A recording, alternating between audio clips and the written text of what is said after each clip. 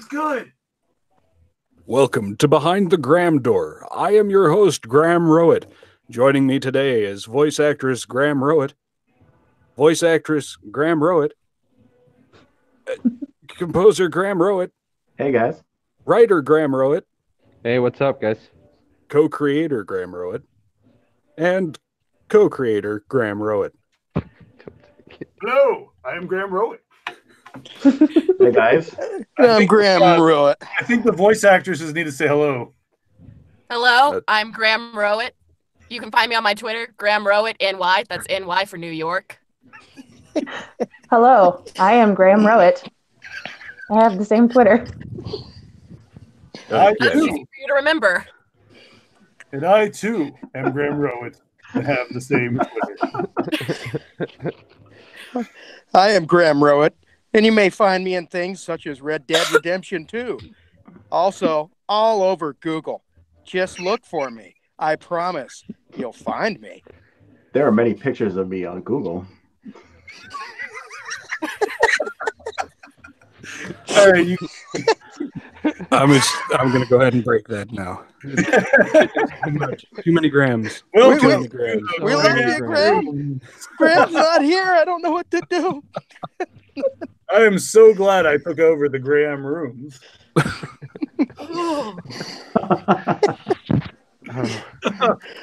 All right.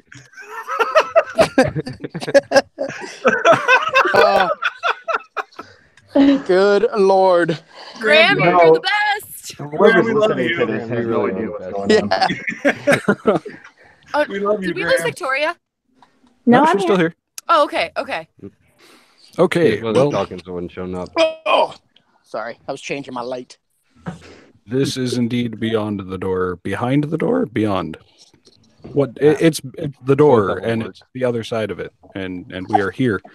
Why don't we go ahead and go around and introduce ourselves legitimately? We'll start with our wonderful voice talent. Victoria, where are you from? What else are you doing? And why are you here? It sounds I very don't cute. know why I'm here. Sorry. I wasn't ready for these kinds of questions. I got thrown by all the grams. Oh, I mean, fair. Hi, I'm Victoria Juan. I am from Illinois. Very Midwest, very cold all the time. I narrated the arachnophobia story, and I play the little girl in I Loved My Teddy. Nice. And our other fantastic voice talent for this episode. Hi, I'm Sarah Ruth Thomas. I am a voice actress based out of Texas. And I was the voice for the teddy bear in I Loved My Human. Nice. And moving on to the left there, our writer for this evening. Hey, what's up? I'm Mike. I wrote the story, I guess, from what they tell me. The man responsible himself. How dare he? Don't blame me for everything. And moving right along to our composer. Hey, I'm JM Scherf. I'm the music composer. I'm from New York, and there's freezing rain outside right now. Fantastic. And our two wonderful co-creators. Why don't you go ahead and give us a shout? Hi. Nice. A shout, singular. Hey.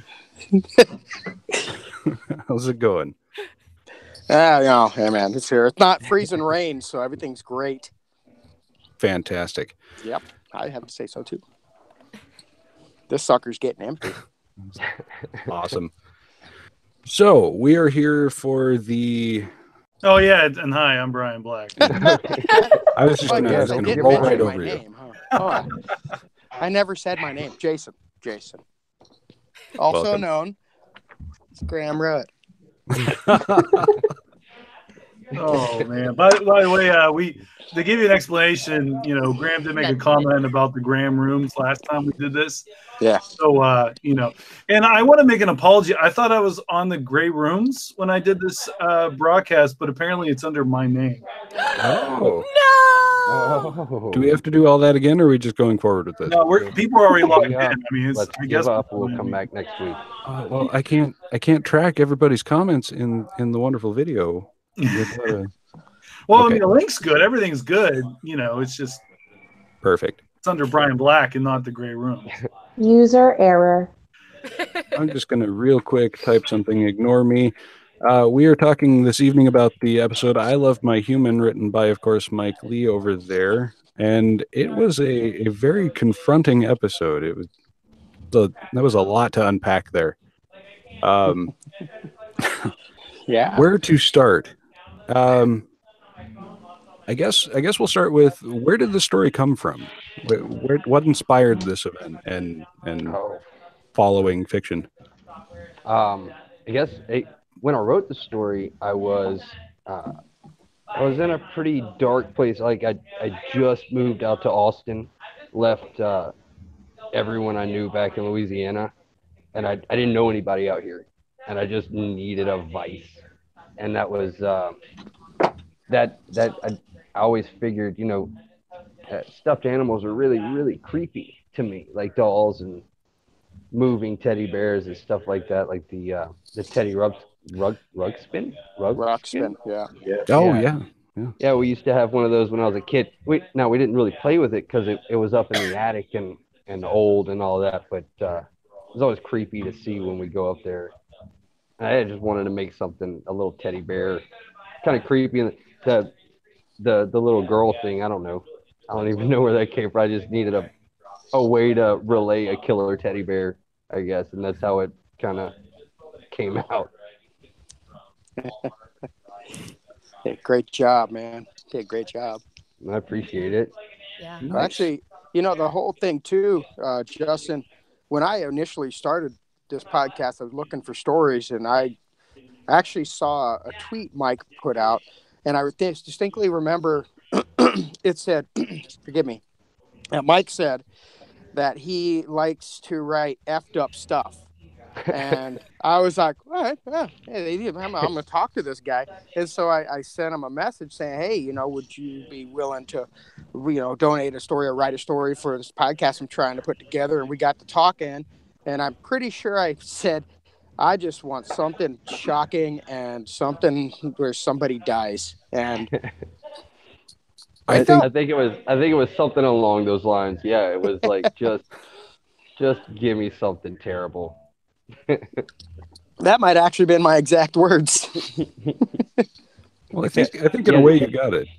Yeah, I don't like to write anything that has even like I like tragedies. Tragedies are like my favorite stories. I like there to be an inkling of any hope for anybody in the end. Okay. So, And does this stray far from other works you've written? Is this kind of, like you're saying, in your particular wheelhouse?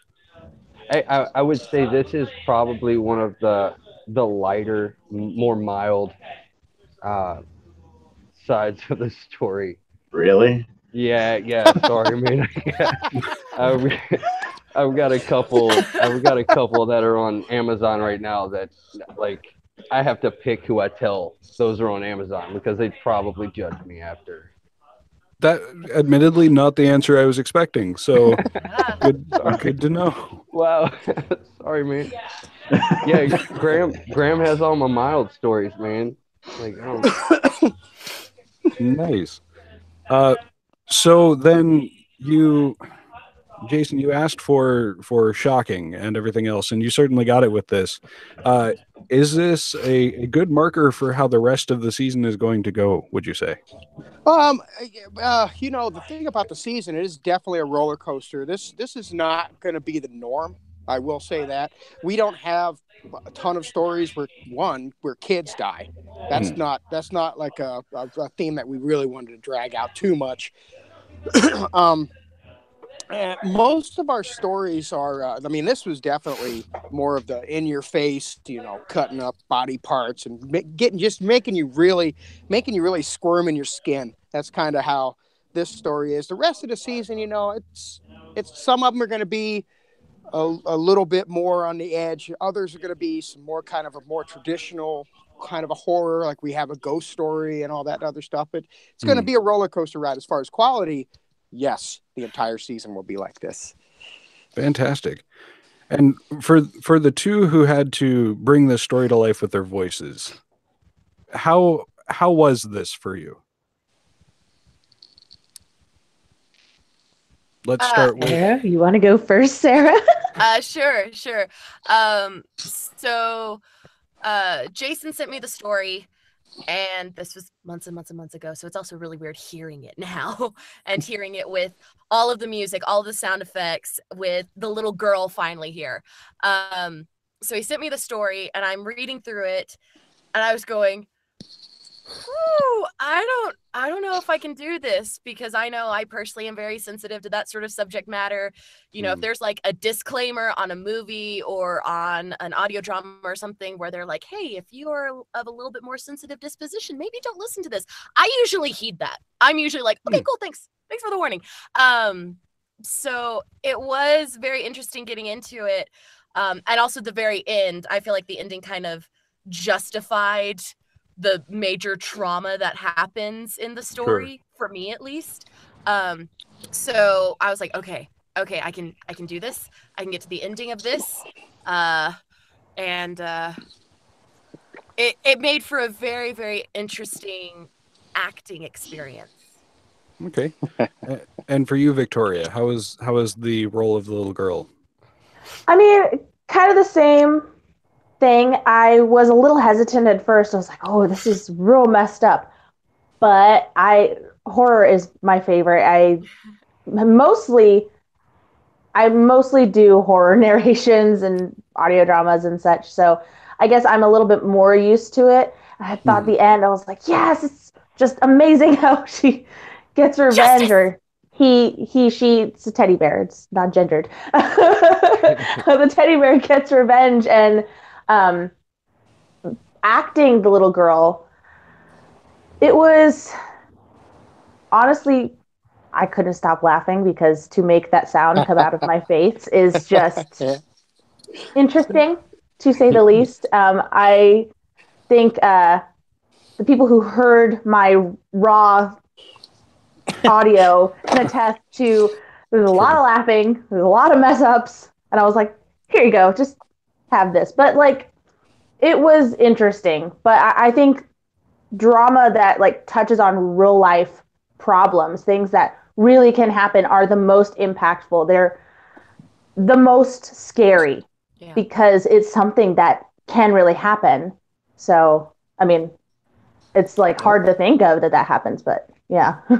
Well, that brings up a good point. Was this rooted in anything for either of you? Did you have a source of inspiration to pull from, or a particular other work or case or something that you kind of looked at and went, I'll pull some of that into this for your performances? Victoria, I'll let you go first on this one. Personally, yeah. So I don't know if this is probably bad, but my mom, I was homeschooled for a time. My mom decided to read us A Child Called It when I was a child. And I don't know if anybody's read that book, but it is a brutal book. It is about this little boy who gets just completely tortured by his parents. And I was like, I want to say like 10 when my mom read it to us. So I guess I just kind of brought those feelings up, and that kind of helped. Okay. And you, Sarah? I would say, when I was reading the story and I was trying to go, okay, how am I going to give this teddy bear a voice? How am I going to give this teddy bear a personality? I really just kind of rooted myself into, this teddy bear feels protective. This teddy bear feels, so attached. And this little girl is this teddy bear's everything. So, I kind of focused on, how would I respond if, I want to protect this, and I can't. I have no way to protect it, and then it's gone. So going over to our co-creators, I'm guessing there was some communication back and forth with your voice talent as to direction or particular, I don't know. Yeah, I guess direction would be the good point. yeah, for sure. Well, I knew that when I read this story, you know, even though it says he, I knew I wanted to get a nice, strong female voice in there because it's a teddy bear, and I think that it relates. You know, I think it just really fills the character more. And Sarah was actually just really easy. Reached out to her, she took the story, she killed it, knocked it out of the park. I know she had sent me a couple messages a few times on the email saying that, especially around the end, that she was having a little bit of a difficult time with it, and but she did an excellent job on that. As far as Victoria's always just been just really cool, and she did a wonderful job in some of the other stuff that we've done, and I just really like Victoria's delivery. So I said, hey, you want to do this little girl? And she's like, heck yeah. And then she sat there and talked about the behind the scenes reel, and I actually sent her an email, said, hey man, what you did is great. I need some gurgles. I need some crying. I need some screaming from you. So if you could just find some way to send me a reel with just all of these sound effects and everything. And she did. She's like, what was that, Victoria? Was it like 15 minutes long? I couldn't stop laughing. It was hilarious. She was just cracking up. And one time your dog came to save you when you were, yes, screaming in there. Yeah. So my dog was trying to rescue me. And that was probably the only real direction, was asking Victoria to, kind of help me fill the just this gnarly background with all these extra sound effects and all that kind of stuff, just to really kind of gut punch it. Because you know what? They're professionals. They can read it. They know that it sucks, and they just dug deep down inside them and just pulled some friggin' gold out. I think that it should be worth noting that we keep killing Victoria. I mean, I feel bad about it. Maybe one day we'll give her a part where she doesn't die. Maybe we owe it to her. Then it wouldn't be the Grey Rooms. Thank you, Victoria. Thank you, Victoria. She's become our screen queen, I guess. Right? Very nice. I mean, I'm not mad about it. Yeah, you're doing a great job, both of you. Okay, so that kind of brings up some other points. So there was some excellent sound engineering and music work in this episode. How was that to bring about? I just, the sound engineering is just real short and sweet. I just knew that I wanted this to be just all about the teddy bear, and everything else was kind of more of just the three-dimensional world that's around the teddy bear. Everything else just kind of happens to be there. And then the girl was also, a main focal point, but not as much as the teddy bear. So again, I just kind of built on more of the teddy bear's experience on everything else like that, as far as the music and stuff. And then, JM came in, and he just scored that and killed it, man. I think that the emotion level went up to like 65 when he added that in there, because, he's obviously exceptionally talented. So I'll leave the composing up to Mr. Scherf there. Oh, well, the composing. So, he sent me the file. The first half of the podcast was already had music to it. Yeah. So I came in at about 12:30, right when the bear realized she could move. I think it's right around there. Yeah, when the bear wakes up and realizes that the limbs and everything are back on. Yeah. So how did I heal? Yeah. So I went with this is a magical story. I mean, there's a teddy bear that came to life. So that's how I first thought, oh, I got to go with a musical box, because when you think of like a little kid and innocence and stuff like that, you think, you hear like the music box, and using that in the beginning when she was happy with the little girl, and it seemed like everything was going to be okay, and then taking that music box and kind of like screwing it up a little bit and having it as the main theme while the bear is on a killing spree. I felt like that's the first thing I thought when I was listening to it. Okay. So the writer, having now listened to all of this being put together, how do you feel the job was done? Do you think it was great? How I as a think match, it what was in your fantastic. head?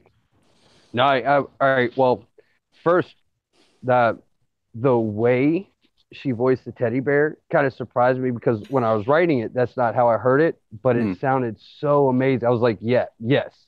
I immediately agreed. I was like, this is way better than what I thought. Thanks. And secondly, like that, I don't know, like from the very start, it felt like the massive flow of emotion that I knew the story was going to have was there from like the first minute of it. I'm incredibly impressed. I'm extremely satisfied. So I do have another question for you, though. Is this a common occurrence in this world that you've created? What? Wait, what? What part? Stuffed animal coming to life and seeking justice or protection. Is this a common thing? No, this is the first stuffed animal that I've ever written about being alive. I do like creating monsters. That's one thing I love. But no, this is the first stuffed animal. Honestly, I hadn't even thought about writing another one since then. Okay. Well, if I may, Mike also was the writer for the very first preseason story we had, Falling. The one where everybody will recognize, I'm pretty sure we'll recognize our main actor was falling out of the sky. That was a Mike Lee story. And, that was up until recently, that was still one of our most downloaded or popular stories. But just for everybody in the room here right now, this story is our most successful one by far. By far. Nice. That's pretty cool. Nice. Yeah. Hey, great work, everybody. Over 3,000 downloads on the first day, guys. Wow. So how was Falling? Like, how did that come about? Have you done much jumping? No, actually, I had no clue what went into skydiving until Graham was like, "Hey, can you write a story about someone falling out of a plane?" I was like, sure. And I went, I researched it, and honestly, researching for that made me want to go skydiving, and wow, it's on my list now. No, to go do it. No. Like, I mean, it's you not as put scary your as Graham mask on and do it. Yeah, no. If I do that, I'm just doomed. I mean, he's already written about what could go wrong. Yeah, there we go. Yeah, I learned like there are so many fail safes and redundancies to skydiving that the story that I wrote is just completely worst case scenario. Hey, Mike, I don't know if you know this or not, but I do listen to podcasts in my full-time job, and I do listen to a podcast called Case File. And this guy mentioned on there, I don't know the exact episode, but that happened to somebody in Australia. This guy jumped out of an airplane. Somebody, of course, somebody had cut his lines. So when he pulled his chute came out and took off, and it also took his backup chute with it. And so, and when they had the other chute that was supposed to kick out the thing that's supposed to fire it off. Yeah, that emergency. Well, he realized that wasn't going to happen. And they say in there that guy fell for like 20, 25 seconds and realizing he was going to hit the ground. So well done. You didn't know it, but you actually you talked about a thing that actually happened. So, and this is something that happens to the Grey Rooms all the time. Yep. When Candace did the spider thing, it was crazy. People were breaking into museums and stealing spiders and all kinds of stuff. Man. That was insane. Like for the next 2 weeks, there was spider story after spider story. So many spider stories. Oh, wow. And like every time I would get an announcement on Facebook from from our emotional support room, and it was a spider story, I would just go, nope, I can't. Yeah, I am not looking forward to the stories where the bears come to life. Treat your stuffed animals well, and more importantly, treat your children well. Yes, ma'am. Yeah, treat your kids well, man. That's the moral of the story. Yeah. I love you so much. I love you. Please don't kill me. Beady little eyes. Oh, that's awesome. Nice. All right. So, you know, horror is a wonderful and broad kind of world in which we all exist to one degree or another. I'm wondering, what are all of you most excited about, either in this episode or in the rest of the season? What has brought the fandom and this podcast together for you? If that makes sense. Well, Start whoever's good. yeah, I guess, I mean, what brought the podcast together was a really screwed up dream I had about a decade ago. And then my wife saying, you better do something with this or I'm going to write a book about it. I said, okay, fine. And so there you go. Now we're here. But the most exciting thing for me about this podcast is, you know what? There's not one story that I can really say that's going to single itself out. I have had the opportunity to work with some of the most talented people I think I will have and probably will ever meet in my entire life. Some of the best authors, some of the best voice actors and actresses, compositions. I mean, JM's music is ridiculous. I think that guy needs to put together a CD and we'll sell it on our website, kind of thing, But I'll rock and roll, man. Yeah, but it's like, I think that the most exciting thing for me is when this season is over, because I want to experience it alongside all of you. And then I want to get us ready for season 2, because me and Brian are already stirring the pot. And I'm thinking that season 2 is going to make season 1 look kind of bad. And meanwhile, Sarah Ruth is like, I don't know. No. I'm just looking forward to dying so many more times. Yeah, there are a few stories where I'm just going, man, things aren't looking good for me. Any of myself. Yeah. I want to say though that I think I had a huge hand in picking a lot of the stories out that we had, and I was begging a lot of writers to, kind of submit stories that yes, he was. We were kind of looking. I was doing sort of a grassroots kind of thing. And finding, different authors that were interested in doing it. And I do think that it is an extremely, gratifying situation to be in when you see people's reactions to stories. I'm just looking at YouTube alone. There's people saying, I love Falling, so much suspense. I enjoyed Falling a lot. Brooks Bigley, all my favorite people on one screen. It's more than just, somebody writing a story, somebody, putting sound effects in it, somebody putting music in it, somebody voicing it. It's, there's a community around it. And that to me is an amazing thing. When we have the people working on the art and people are saying, I love this art. It's my favorite art. I love this. And then another guy says, I'm going to animate this art. And just to see it become a thing. Even for us joking around about T-shirts in the last one became a thing. People were buying T-shirts. People were saying, oh, my gosh, I want to buy a T-shirt now because of this. I mean, it's just neat because, horror isn't just a bunch of weird people going around watching people slash people to pieces and whatever. It's just another type of thing, just like Star Trek or anything else that people, they have something that they like. If the stories are good, they're going to, gravitate toward it, and they support people that, it's like one big family to be a part of. And yes, sir. We've all appreciated that. And it's Jason and I, we go and we have conversations, Graham too. And then I talk to people like I was talking to Victoria and Sarah, and I was talking to JM and Mike, and it's just amazing, getting together. It's a huge thing, and it's really fun. It's really, really a fun time for everybody. Well, that actually brings up a question we've got in the chat from Maria Herrera. What is the thing you want most to come out of this podcast? And that's for both you and Jason. I just wanted to continue. It's because of our lovely patrons. This podcast isn't self-funded. It pays for itself now. And because of our patrons and everything else like that. So, other than that, I just want to see how far we can go. I want to get as much exposure to authors and actors and actresses who may not have had the opportunity. There's some freaking talented people out there we're never going to ever hear from. Why in the heck not just take this podcast, and who knows where it can go. So what do I want out of this? Let's just keep going. Let's just keep the wheels running, man. Let's have fun. Let's just keep going.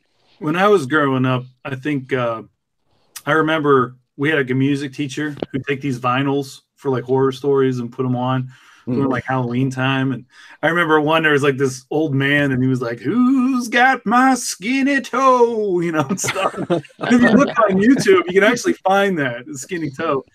And I knew it would terrify me, but I loved it because they had sounds, they had the music to it, and it was such a production. And growing up as a kid, I feel like outside of that, we didn't have podcasts because we didn't really have high-speed internet and iPhones and things to listen to and all that. Yeah. So this is amazing to me to be able to see what happens on it. I love the idea of the Twilight Zone and Outer Limits and things like that. So I want to be able to see what kind of stories people submit to us. You know, the season 2 is open to submissions till March 1st. We're still looking for stories. So, you know, give us your horror stories. I mean, you can be the next Mike Lee and you know, make everybody throw up. Or you can Yeah. or you know, you can do all kinds of things. I mean, but really, I mean, it's just fantastic. We want challenges. I personally, you know, look forward to maybe getting some other subgenres, maybe a fantasy horror, maybe science fiction horror. Arthur Unk's probably like, "Hey, mine was sci-fi." He's in the chat room, but really, that's, you know, give us all kinds of things, and we'll turn them into masterpieces, and it's going to be fun for everybody. Thanks, Brian. It was pretty good. Sorry, Mike. I didn't mean to throw you under the bus, but you know, I did No. Look, hey, I feel like I feel like I've accomplished something whenever someone says I couldn't finish your story or I don't want to read that again. That's throwing up is perfect. Both of your stories have made my wife cry. So, there you go. But she cried too with that anthology. Yeah. So I don't think that one's going to end up on the Grey Room. So. Yeah. Well, you know, Mike, you made my mom cry. Oh man. Oh gosh. Now I'm starting to feel bad about it, guys. Well done, Mike. Well done. 68 years old, Mike. She's 68 years old. What's wrong with you? Hey, what? You got something coming for season 2, Mike? Oh my gosh. Well, I mean, you know, Pin's coming. Oh, you're gonna submit? Coming. Oh, shoot, that's a good story. I'm looking forward to that one. That one's coming, and then I've got a few more that I think I might send you, but they're only in their first draft right now. So. Oh yeah. And I'm super lazy and super always working. Oh, I feel you there. Yeah, all right. Got another question from the room, or for the room, from Arthur Unk, and that is, what is everyone's favorite horror movie? Let's start with Victoria. I've got so much crap for this in the No Sleep podcast, but like my first horror movie ever was The Haunting, which was like a version of The Haunting on Hill House, which is new, but like from 1999. But that and Psycho, those are my two favorite. Oh, okay. Nice. And Sarah. My favorite horror movie is Cabin in the Woods, just because I like how it takes a stab, and I like the sarcasm in it. It appeals to so many levels to my brain, because the first time I watched it, I was like, I can't believe I'm watching a scary movie. I'm such a wimp. But oh, this is good. This is good. Okay, I see what's happening. Ha! Nice. All righty, Mike. Oh, I'm going old school with The Thing, the original. Oh, the original one. Yeah, you can't top that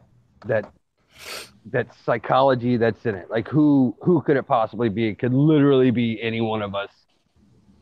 And it's just awesome. It gets to me every time. Every time.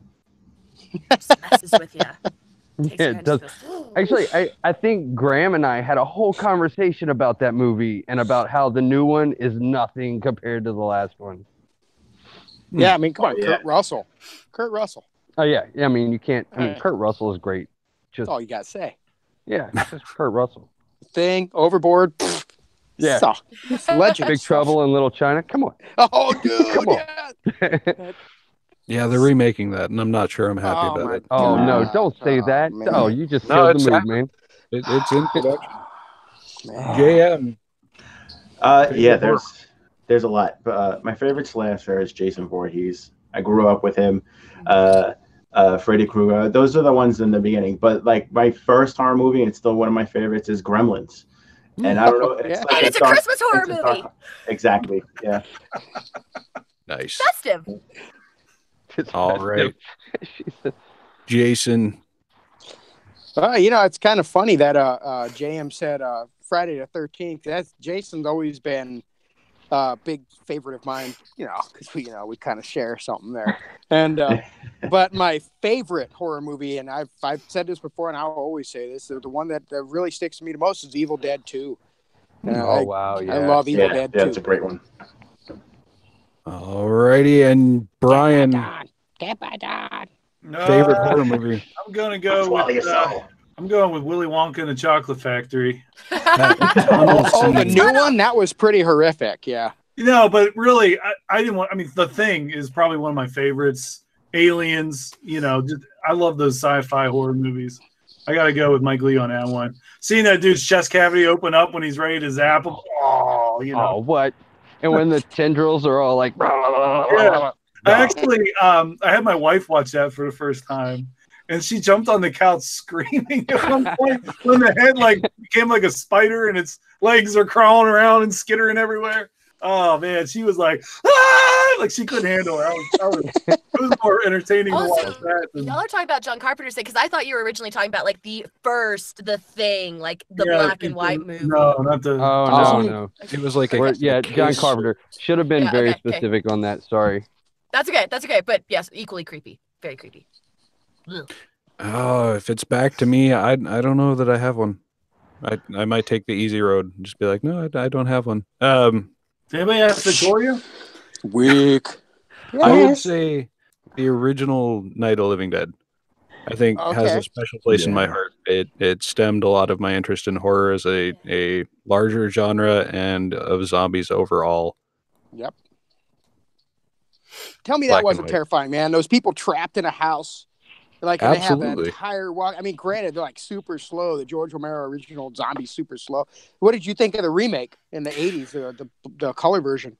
I didn't mind it so much. I have a wonderful way of kind of separating films. So remakes are just their independent thing. So in my brain, it was fine. Zombies are of course, it's the slow, ever-present death made manifest coming to get you.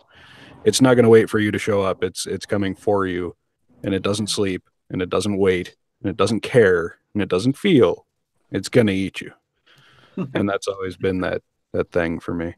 Well, that was creepy. That was well good. done, Justin. That was wow. good. I'm uncomfortable. I mean, you can outwalk them, but I mean, eventually they're going to catch up because you've got to stop. They don't. Yeah, you're probably going to trip over nothing.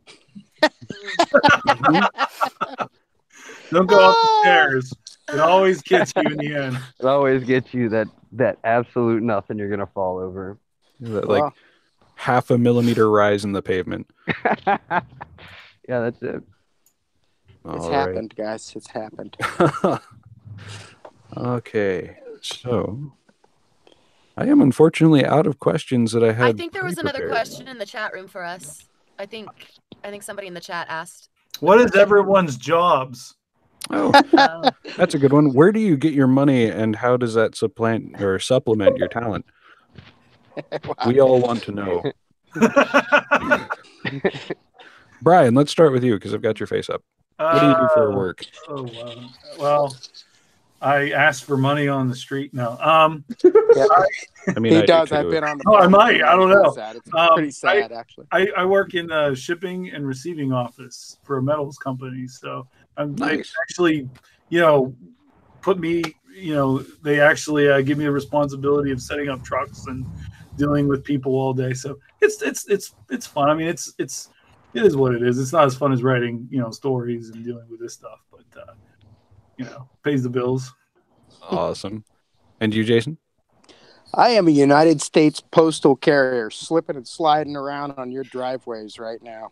You guys are underappreciated. Go to the store. Go to the store. Just stop going to Amazon. Just go to the store, please. Just do it for one day. Just try it.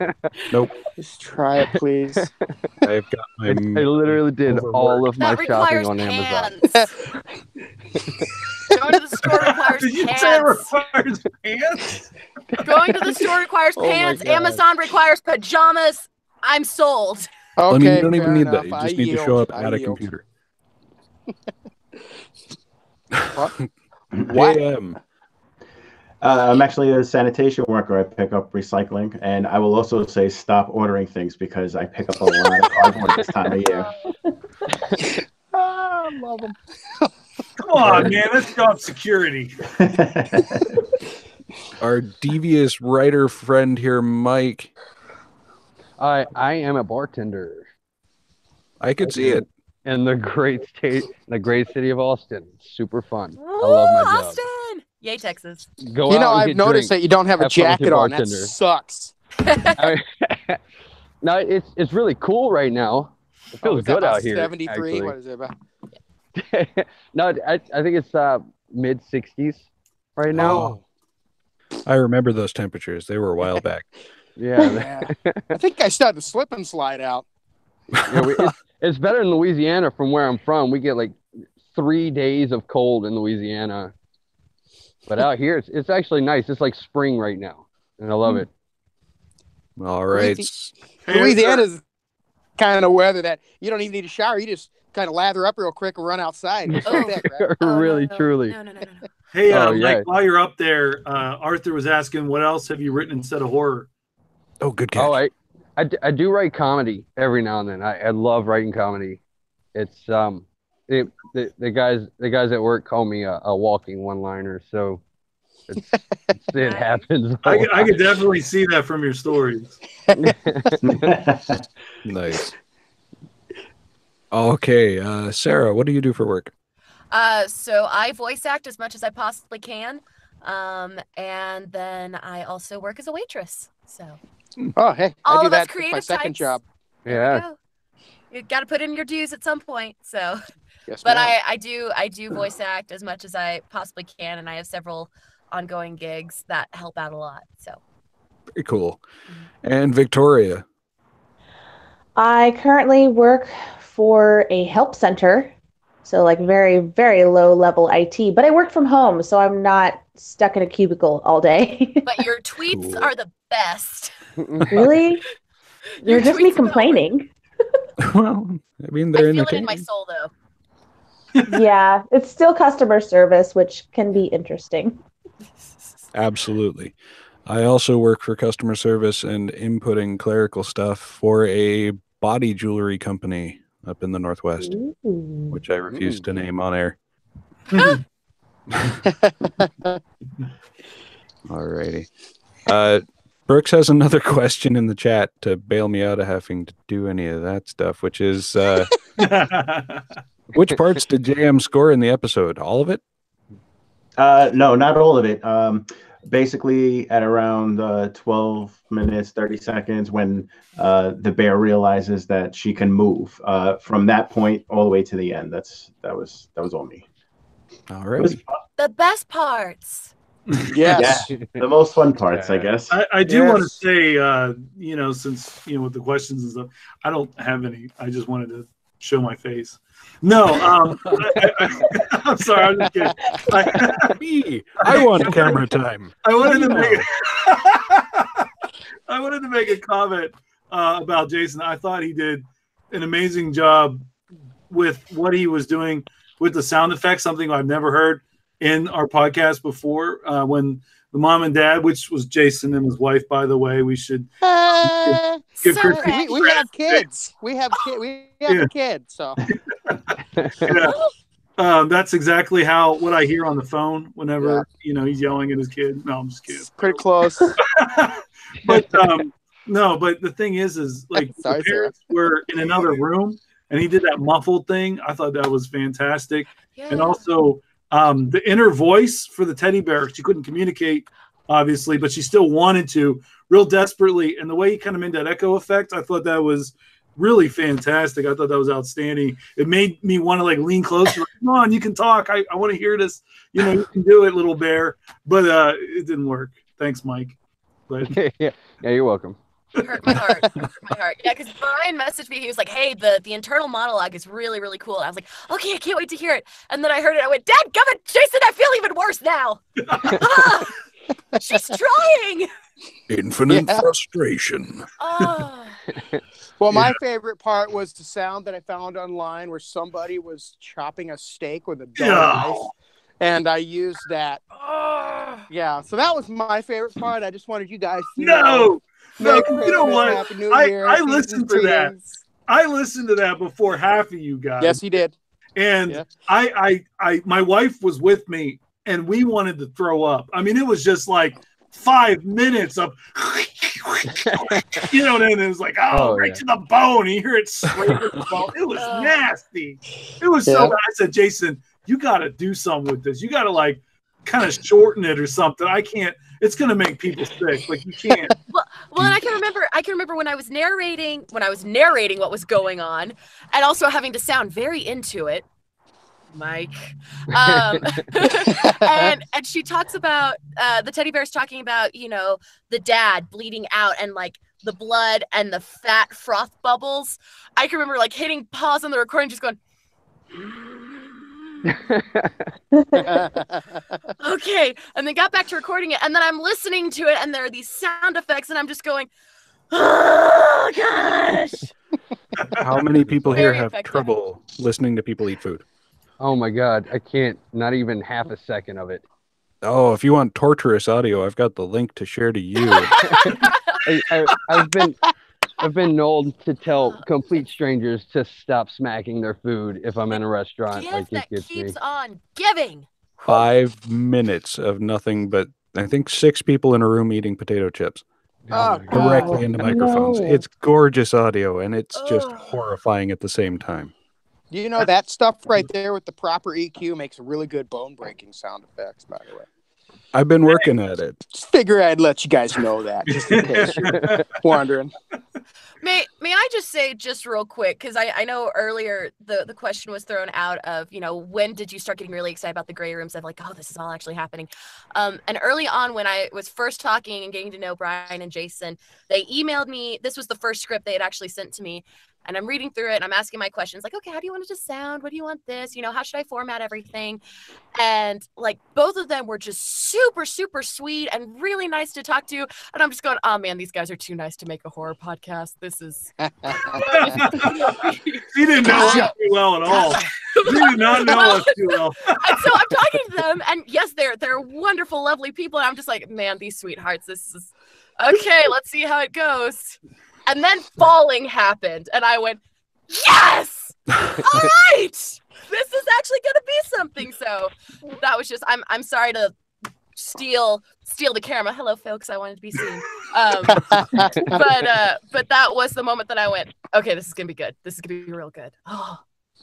You know, that's really the surprising thing. I found that a lot of horror productions do have some of the nicest people in them. Mm-hmm. And it's just community-wide. It's always great. Just like good stories. Well, that's kind of leads me to something that I think we kind of talked about. Something we wanted to discuss was, you know, one of the things that we deal with in creating this podcast is choosing which stories to take. And as we kind of discovered, some people were a little bit taken aback naturally by the story and the subject matter that it was dealing with.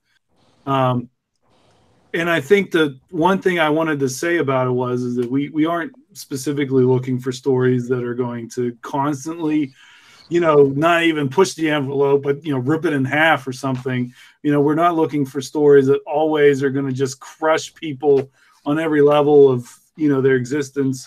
Things like, you know, abuse, you know, towards, you know, specific types of people, whether it's kids or women or whatever. I mean, any of that stuff that happens in a horror story, the first thing we look at is the story itself. We're not just trying to shock people. We're not, I mean, there are definitely places where, you know, there are writers that want to just, you know, shock and use tons of gore, and that's their version of horror, and that's fine.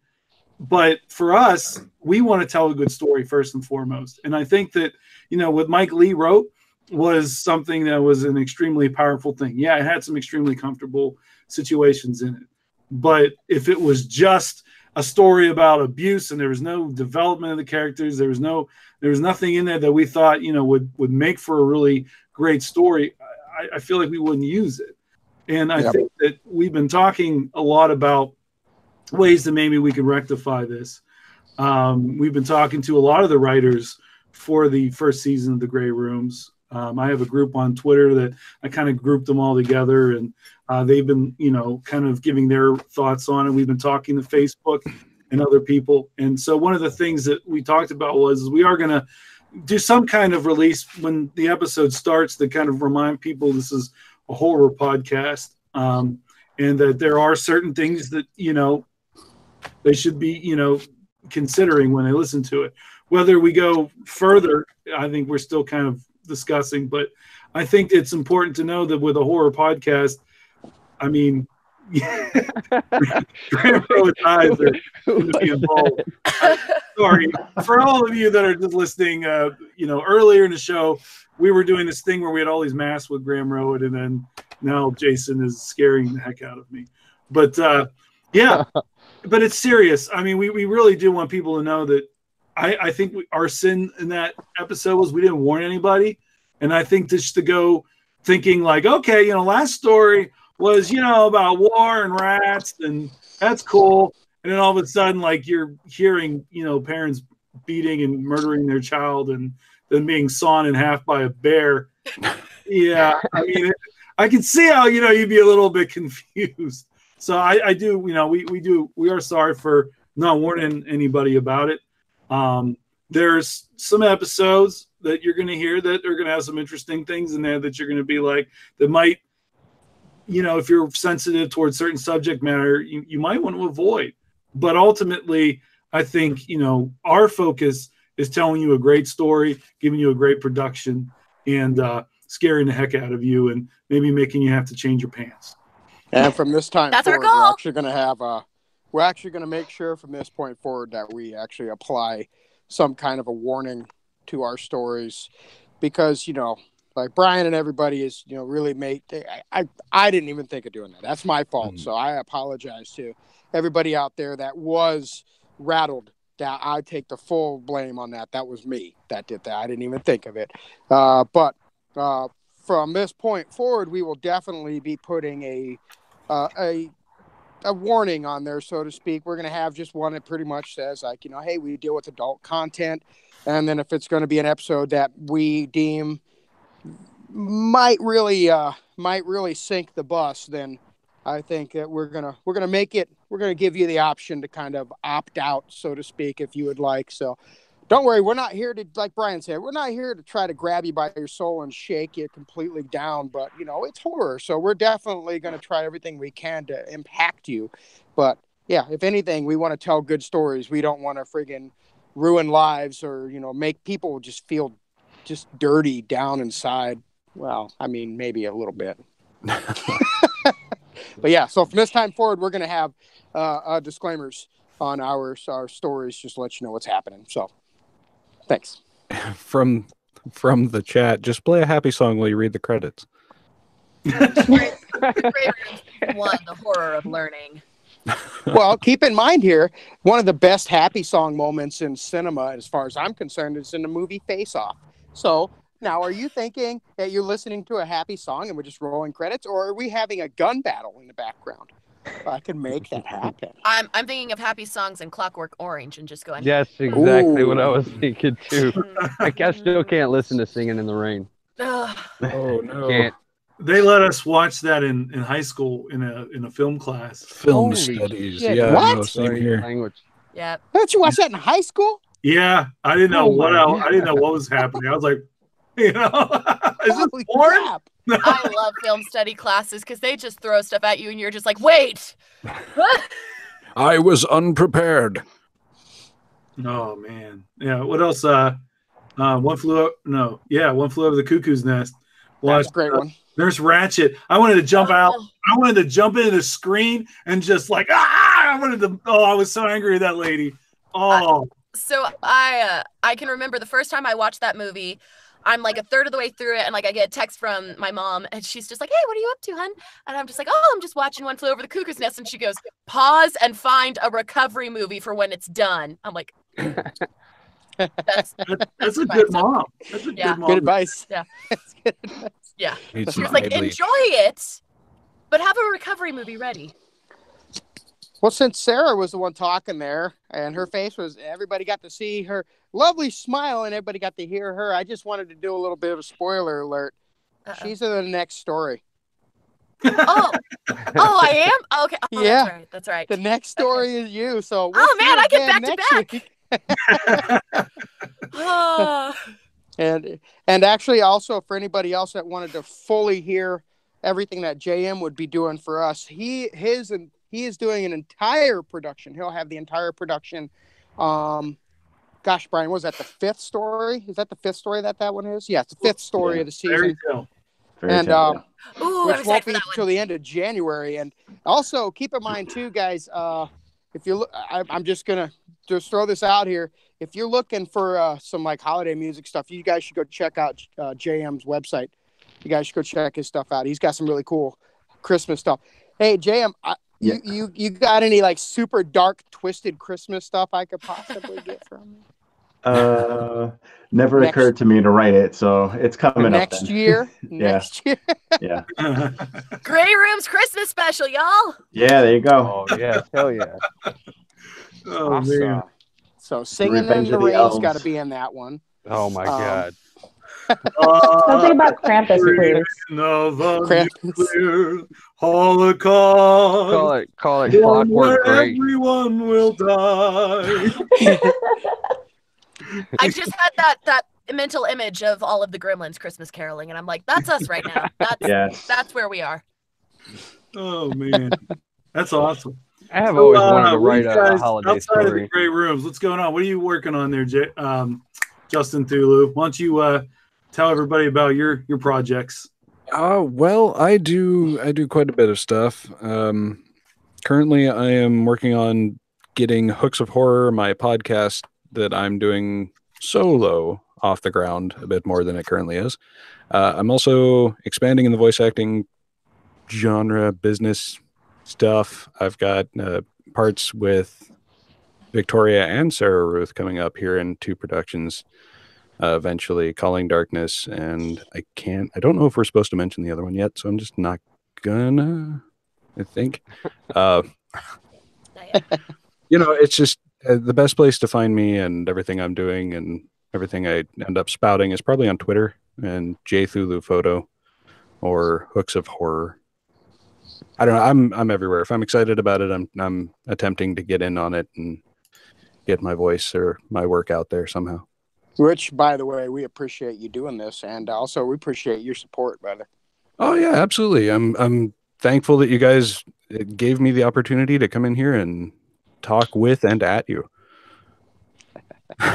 Yeah. Hey, I actually made Justinthulu do SpongeBob's theme song on Twitter one day. It was pretty sweet. Oh, right. Right. I forgot about that. It was pretty awesome. What kind of projects you got going on, JM, outside of the Grey Rooms? Right now it's mostly Grey Rooms. There's a lot going on, but I do still write stock music, and I try to keep up with that in between episodes right now. That's pretty much what I have time for right now. Yeah. Great time of year, brother. I know. Yes, I it is. feel Yeah. you, man. Mike, you got some stuff going on.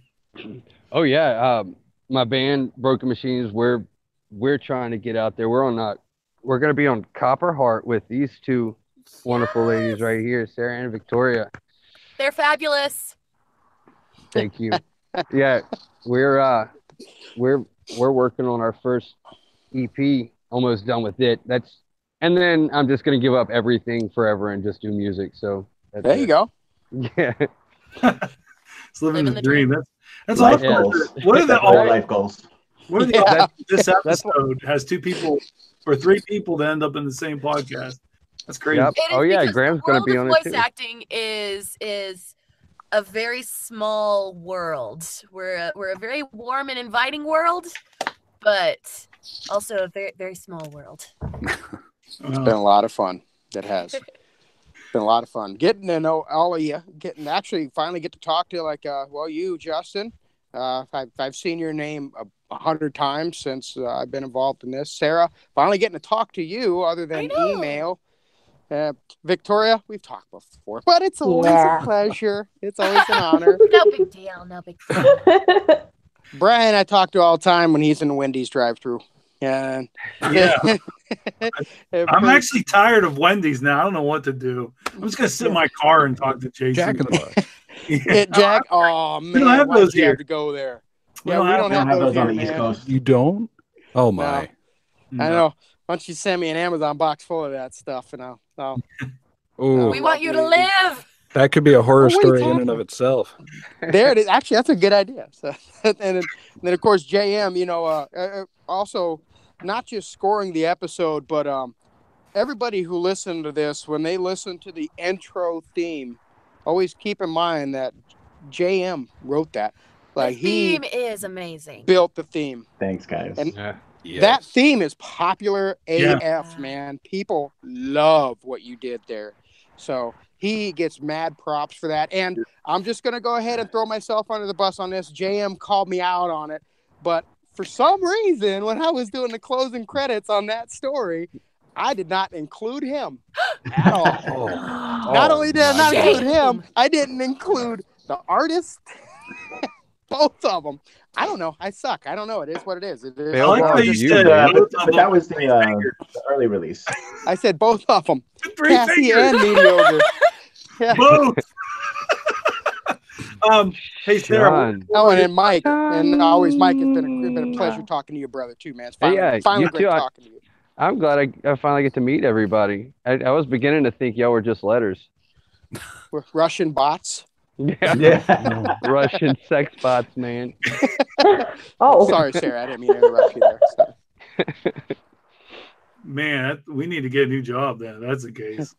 I'm sorry, Brian. You asked Sarah a question, and I'm sorry. No, I was going down the line there, and you just started your own thing. But that's okay. Sarah, what kind of projects do you have coming up there? So Victoria and I are both in Copper Heart, which is an audio drama coming out beginning of next year. And it's going to be pretty exciting. I'm pretty thrilled for it. That's all I'm going to say. It's going to be pretty fabulous. And then we just wrapped up season 1 of The Beacon, and we are working on season 2 right now, which is another audio drama. That's a little bit more in kind of the young adult fiction fantasy type world.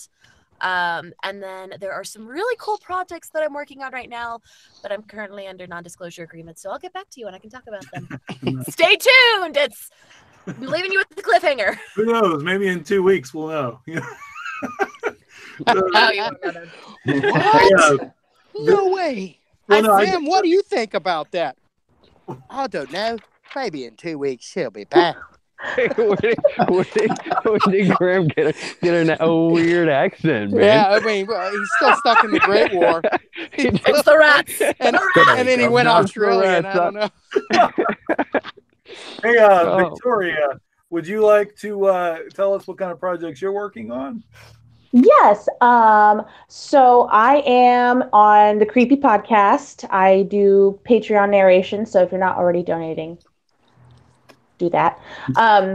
I am also in Copper Heart, obviously, and it's going to be fabulous. It's like a sci-fi world, but there's a lot more coming up. It's really, really cool. You guys need to keep an eye out for that. And then Twitter. Yes, absolutely. It's an entertaining Twitter, honestly. And then Calling Darkness, I'm co-creating with five other women. Can't do math. 5 other women. And we have the writers of No Sleep Podcast, 2 of them, S.H. Cooper and Gemma Amore. And it's amazing, coming out beginning of next year. And then same with Sarah, a couple of NDA things that I cannot talk about, but I'm very excited about. So Yeah. Nice. I'm probably forgetting something. Coming soon to a something near you. Yeah, exactly. About it. Nice. Jason, Ha. I want to know what you thought of when you discovered that we went over 3,000 downloads in one day. Throw up, scared. Holy crap! Absolutely wonderful. You know, that's awesome.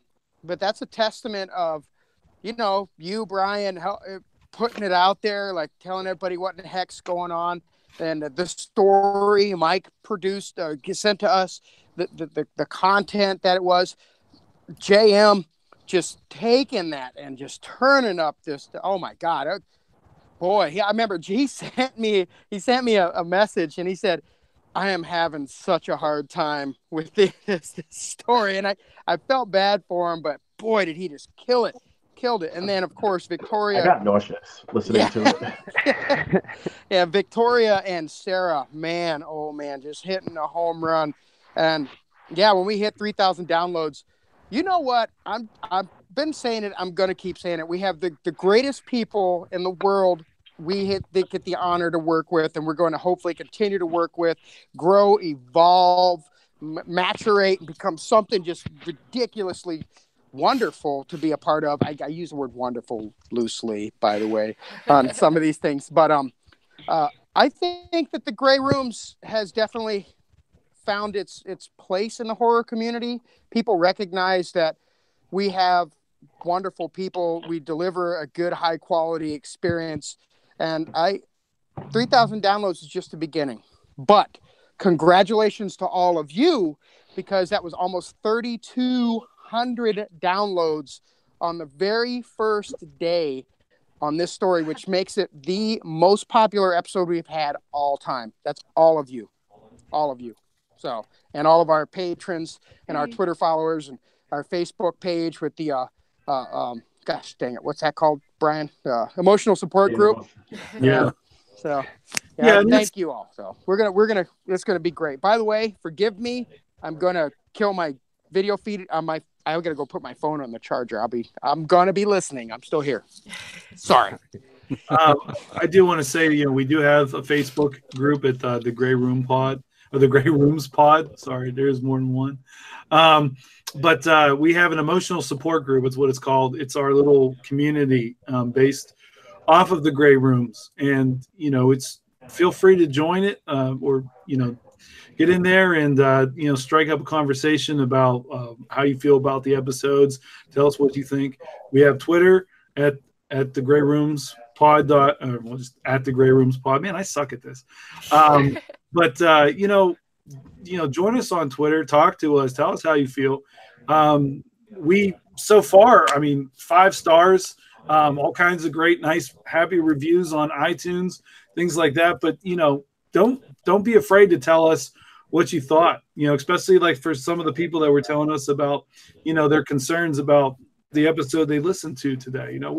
We like to hear that stuff. We want to know what you think. That's how we're going to grow. And so it's great. And I wanted to thank Justinthulu for being our guest host. He has a Christmas party to go to, so we probably should wrap this up. I'm sorry, I got distracted by the comments questions. There's more? There are more. There's a group question. Where do you see the Gray Rooms next Halloween, with you being ranked one of the top horror podcasts this year with just the pilots? And kind of threw me a little bit. It's like, wow, look at them go. I'm hoping to see a giant ensemble Halloween special. If we could make something really big, I think it'd be fun. Nice. But that's just me. Can do an exquisite corpse story with all the writers from the season. That'd be cool. Ooh. That'd be really neat. You could always have the warden, doing something like that. Maybe a Russian roulette or like a wheel of fortune type thing, and he turns the wheel, and then somebody has to pop up and suffer. A whole bunch of little. The Gray Rooms does an anthology. Yeah, that would be so great. We did talk about it. I don't know. It just depends on the other writers and what they want to do. And then, you know, but season 2, we'll look into that stuff. We don't have a lot of free time to start working on things, but we do got some plans. We've already been talking about it. One thing, I haven't heard anybody really talk about, you know, what's going on with Raymond in those beginning little stories there, and what he's been dealing with. But, you know, I mean, I haven't heard anything. I don't know if people hate that storyline. If we have to suffer, Raymond has to suffer. Yeah, everybody loves Raymond. You suffer because Raymond is suffering. Yeah, it's true. But I haven't heard anything about it, really. So that's because Raymond sucks, and I'm sorry. I'm going to watch some YouTube videos to get better at it. You know, I mean, technically, it's the writer who would suck, you know, for Raymond, and you're just the victim of that. Nah, man, you want to know something? In my personal opinion, I think that the stories for Raymond are excellent, but honestly, I loved my human was a soul-squelching gut punch. So I really do think that it kind of may have pulled a little bit away from the Raymond, because everybody's still like, they're still drinking the water, wiping the sweat away, and pulling the Band-Aids off from the just whooping that we gave them. So it was brutal, man. It was brutal. I'll admit that. Like, I remember I still listen. I listen to that at work, and I still cringe when I hear this story. So I get it. I get it. It was brutal. The next one's not as bad, guys. I promise. Although I am kind of dreading to hear what Raymond has to go through at the beginning of the episode, since it's now looking like he's kind of tapering off at the end of each episode. Because at the beginning of this one, he had the rats, and now I'm like, Raymond. Yeah, he's gonna be recovering. He's gonna be recovering in episode 3. And we'll see what happens. Every story, he's gonna wake up and be like, "Oh my God!" Just like the audience, you know. Yeah. Oh, we've got another question for the creators. Looks like you've got the pyramid. Where did the name the Gray Room come from? Me and my wife were laying in bed, and I was literally now. Don't even open up that one, Brian. FaceTime, Brian. Those pillow talk, huh? But, no, well, we were just laying there, and like the story I wrote down. You know, this was the story I had 10 years ago. I woke up. I woke up in a 8x6 or 8x8 small concrete room, light, chair, table, door. A voice was telling you to go through the door, so I went through the door. You go into the exact same room, 2 doors. And the one thing that always stuck out, not just the horror aspect of it, but the fact that it was a concrete room. Gray, the Gray Room. That's it, rooms. Yeah. Because you're constantly waking up and going into different rooms and all that stuff. By the way, no spoiler alert on that one. You die, wake up, die, wake up, die. Is that what happened? What? Yeah, Man, I was wondering. And don't forget, we have the holidays coming up, guys. Yeah, So that's die, right. Wake up, die, wake up, die. Live, die, repeat. I think the Raymond story is a great vehicle to introduce all these other stories. It's instead of just opening an episode and saying, okay, here's the new story. It's a great way, and you're wondering like what's going to happen to him. I'm not privy to any of that information, so Neither am I. I'm genuinely No idea. I'm genuinely curious about that. Yeah, I like that it makes it just this one ongoing. It's part of a greater story rather than just being an anthology series. There's something connecting everything. So Right. I think that one of the questions that was in your little list of questions there, Justinthulu, was how these things kind of fit into the big picture of it. These stories we have. Right. Ultimately, they don't. In terms of an anthology, like they're separate, they're standalone. But one of the things I started doing was wondering if maybe there was a way to tie in Raymond's background to some of these stories and maybe make something out of it that there really isn't. And we'll just have to wait and see what happens. I think some of our listeners are doing that. I think they're trying to fan theory, like how does Raymond fit into every story? Because I've seen a few comments and I'm just going, I don't know either, but this is fun to read. Awesome. That's awesome. That's awesome. Well, I can promise you that at the end of the season, you'll know. So keep listening. And yeah, we love you. Appreciate you. Yeah. Hey. Thanks a lot. I'll get out of here. Go. So You can just close this browser right now. anyways, again, thank you all ever so much, Mike, for the wonderful story. JM for obviously being a talented composer and musician. Justin, for your support and for you doing this. Miss Sarah, Miss Victoria, I'm sure that at least I hope I have the opportunity to talk to you very, very, very, very much many more times in the future. I don't know where I was just going with that. My English just kind of fell. I'm speaking verbal diarrhea here, whatever. And then Ryan, you know I freaking love you, man. Yeah, so, and all you out there, the patrons, Twitterverse, Facebook, all of you, thank you. We wouldn't be sitting here having this right now, enjoying these, I guess I use the word enjoying loosely, but enjoying these terrible stories without your support, because we do it for you. Seriously, it's a lot of fun. So thank you ever so much, and be ready to hear what we bring to you next week. It's a great one. Yeah. Sweet. Thanks. Awesome.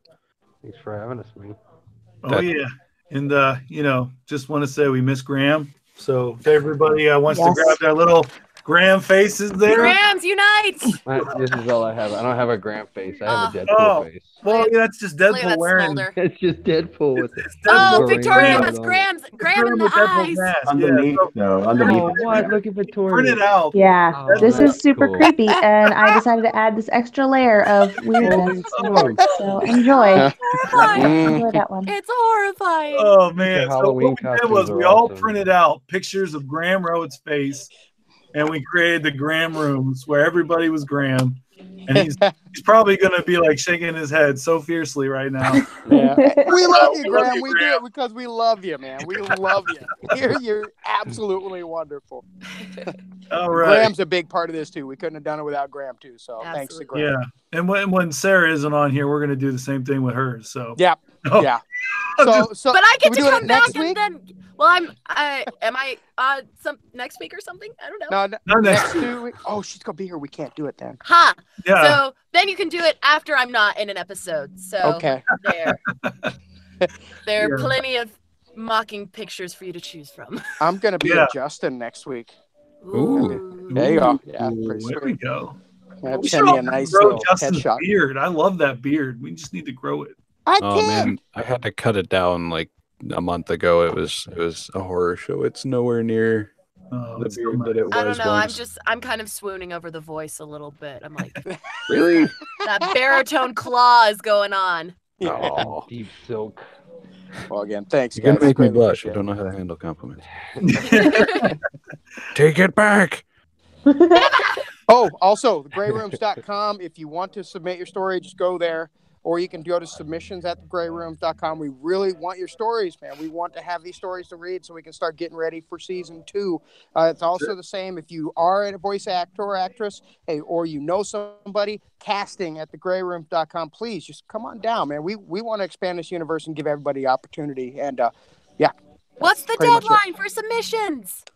March 1st. By the way, if you look at Victoria and you look at JM, they're wearing some beautiful gray room I swag. know. Look at that. Sharply dressed. Oh, I'm falling. And Sarah's got the key. She's I got have my key. All right. Potential terror right here. She can open up any door in the gray rooms with it. So don't throw your key away. It's pretty amazing. You can watch people die all over and over and over again. Oh, Yes. Everybody's got hers. All our keys. Very nice. Oh, I didn't see Victoria had hers. That's sweet. Uh-huh. All right. Yeah, it's mine. Think to Right bust over one there. out. All right, guys. We all ready to wrap this up. Everybody want to say goodbye? All right. All right. Bye. Thank you. Thanks for tuning in, guys. Waving for an audio format. Have a good evening. Thank you very much for joining us. It's been great. This has been a treat. You are all fantastic people. Thank you, sir. Yeah. Thanks, buddy. Thank So are you. you. Good night. Thanks, everyone. We'll see you guys. And I'm going to hit the stop broadcast button. Here we go.